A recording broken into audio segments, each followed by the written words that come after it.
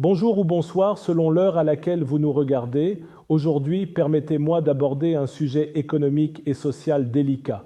Je commence par cette mise au point. Je n'ai rien contre les subventions, mais je m'interroge et d'avance n'ignore pas que mes propos ne vont pas plaire à tout le monde. J'ai intitulé cette modeste tribune Le Maroc, champion du monde de la subvention, État XXL, croissance XXS. Je pense que notre pays a un État-providence XXL et que les subventions remplacent l'investissement privé. Alors commençons. Au Maroc, la générosité de l'État n'a rien d'un secret bien gardé. Elle s'affiche à tous les carrefours de la vie économique et sociale. De la miche de pain vendue 1,20 dirham depuis 40 ans aux bourses étudiantes, en passant par les aides aux PME, l'État finance, compense, encourage. Mais cette bienveillance a un revers. Elle crée une économie dopée à la perfusion publique où l'initiative privée peine à éclore.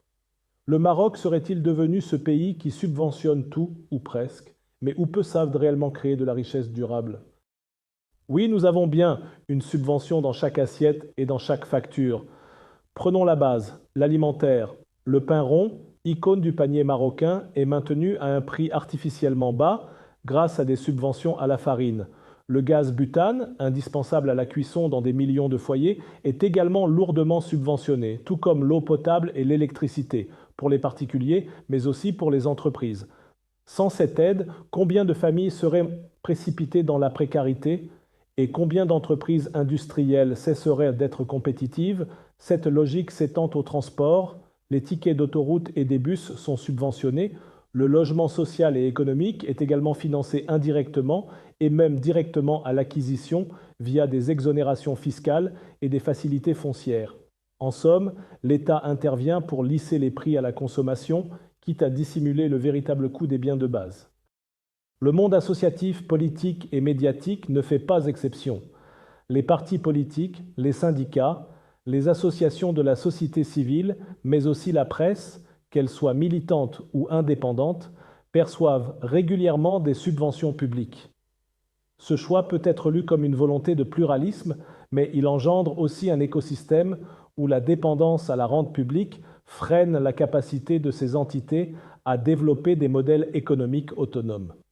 Même dans les secteurs culturels ou créatifs, cinéma, livres, édition, presse imprimée, les aides pleuvent. Subventionner les films marocains est perçu comme un acte de souveraineté culturelle. Mais peut-on parler d'un vrai secteur culturel si la billetterie ou les ventes de livres ne soutiennent pas à elles seules la création? Plus récemment, la Charte de l'investissement a introduit une batterie d'aides, bonus de 10 à 40% selon la nature du projet, zone géographique, secteur prioritaire. Le foncier, notamment pour les grands projets industriels ou touristiques, est souvent offert ou cédé à prix symbolique grâce au fonds Hassan II. Et la protection sociale elle-même est en partie financée par l'État. Les cotisations à l'assurance maladie obligatoire, AMO, sont prises en charge pour plusieurs millions de familles à faible revenu. Ajoutons à cela les aides directes aux ménages pauvres, les bourses étudiantes, les tickets de restauration universitaire. C'est toute une architecture sociale généreuse qui se déploie, mais au prix d'une pression budgétaire colossale. Face à cette omniprésence de l'État, le secteur privé a pris l'habitude d'attendre l'incitation, la subvention, le foncier, la fiscalité avantageuse, surtout que l'État chaque année lui remplisse le carnet de commandes lors de chaque loi des finances, 360 milliards de DH cette année 2025. Le privé marocain salive déjà sur le budget supplémentaire prévisionnel de la Coupe du Monde 2030, estimé 5,1 milliards de dollars, et les dépenses globales estimées à 2,2 milliards d'euros des 1,2 million de visiteurs internationaux attendus pour cet événement. L'entrepreneuriat marocain, en dehors de quelques exceptions notables, ne se caractérise pas encore par sa capacité à prendre des risques ou à innover sans filet.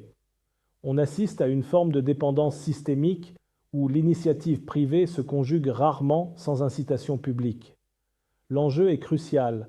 Comment espérer un jour basculer vers une économie de la création de valeur, de la connaissance, de l'innovation, du digital, si la dynamique de création de valeur repose toujours sur un coup de pouce de l'État? Et comment faire émerger un tissu industriel solide si l'avantage compétitif est artificiellement entretenu par des prix subventionnés?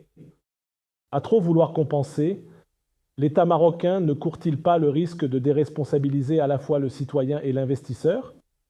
En maintenant artificiellement les prix bas, ne fausse-t-il pas les signaux du marché? En soutenant les structures politiques, médiatiques, associatives, culturelles, n'étouffe-t-il pas la concurrence des idées et l'émergence de modèles innovants? Il est temps de poser la question dérangeante. Cette stratégie de subvention tous azimuts est-elle vraiment un choix social assumé ou le cache-misère d'un modèle économique en panne de confiance? L'État marocain, quel que soit le gouvernement passé, présent ou à venir en 2026, ne peut pas éternellement tout subventionner.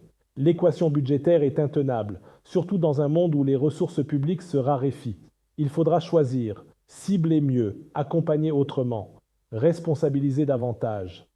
Passer d'un État social XXL à un État stratège qui soutient ponctuellement, mais exige en retour des résultats, des innovations, des emplois.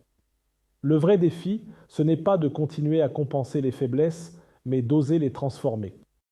Ainsi s'achève cette tribune du jour. Merci à vous d'avoir prêté l'oreille, ouvert l'esprit et partagé ce moment d'échange avec moi. Si mes mots ont résonné, si mes idées vous ont interpellé, alors mon pari est gagné. Sinon, on fera mieux la prochaine fois.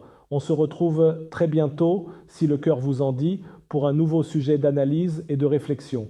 D'ici là, prenez soin de vous et n'oubliez jamais, derrière chaque information se cache un enjeu, une vérité éventuelle à décoder.